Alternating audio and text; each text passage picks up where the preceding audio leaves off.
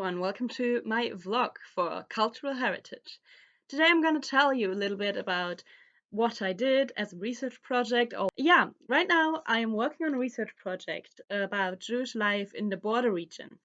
I wasn't really sure what I wanted to do as a research project, and then I stumbled upon this project that already exists called Het Joodse Leven in het Grenzgebiet, or in German, Das jüdische Leben im Grenzgebiet, or in English, Jewish life in the border region. And I thought, hey, this is interesting, and apparently there is something that I can study if this project already exists. So I decided to do a qualitative research project on Jewish life in the border region between Groningen in the Netherlands and Leer in Germany. Yeah, of course, the first thing I did was reach out to the people organizing Het Joodse Leven in het Grenzgebiet. Yeah, so what I did next was reading about the synagogue in Groningen. I will show you a picture of it here.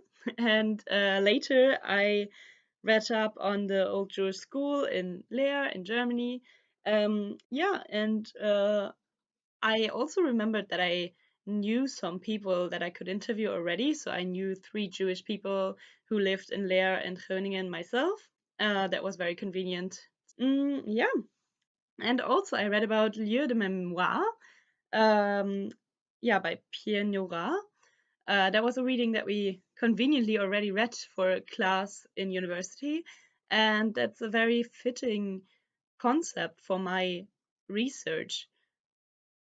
It is very fitting because my research focuses on local cultural heritage sites, so for example buildings and monuments or whatsoever people I interview associate with Judaism in this local region.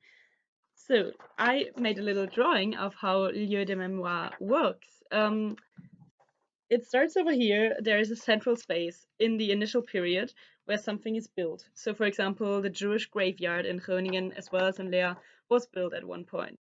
Then some time goes by, and this Jewish graveyard becomes something that's worth to remember, and maybe even already a monument, something that has significance and meaning.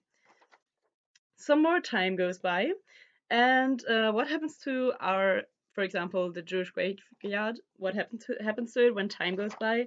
It still has significance, but the meaning might change. So here it says changed meaning. So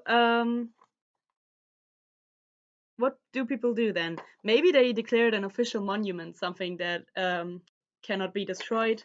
That happened to the Jewish graveyard in Leer, for example, after the Nazi regime ruled in Germany.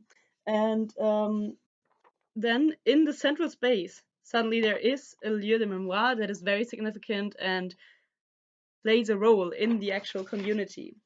That's then in the later period, after some activity has happened, something has been done to our lieu de mémoire, our monument. After I learned about lieu de mémoire and the Jewish life in the border region, I decided that my research question should be: is the Jewish heritage still a living heritage in the border region between Leer, Germany, and Groningen, the Netherlands? Then I came up with 9 interview questions and started interviewing 5 Jewish people in the border region of all ages. So we had a very wide range of age and also both nationalities included in this study. And now I'm going to show you a few of the results that I already have. So I can say for sure that everyone identifies as an ethnic Jew, and everyone also says that the Jewish identity is transnational or international. And everyone says that Jewishness is extremely influenced by the past century and especially by the Nazi regime. And another one that is quite interesting is the different answers to the question about whether there is anti-Semitism today.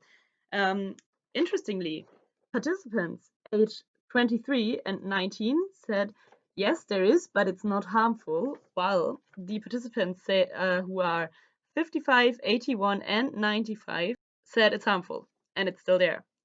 When it comes to living local Jewish heritage. Many of them mentioned the graveyards in Leer and Groningen. Of course, they mentioned the synagogue, but all in all, most people said that there is no active Jewish community, at least none that they participate in. The people in Leer said that they mainly have to drive to Oldenburg, so another German city, to go to a synagogue because there is none in Leer. In the Netherlands, here in Groningen, we have a synagogue, but yeah, the Dutch people I interviewed said they never went to it. According to my participants, there is not a very, very active community or living heritage, even though there are some heritage sites and some things that are very important to the Jewish people. Thanks for watching, everyone. This was my vlog. Yeah, I hope you enjoyed it. I hope you learned something, and I am looking forward to finishing my research report so that you can all read it.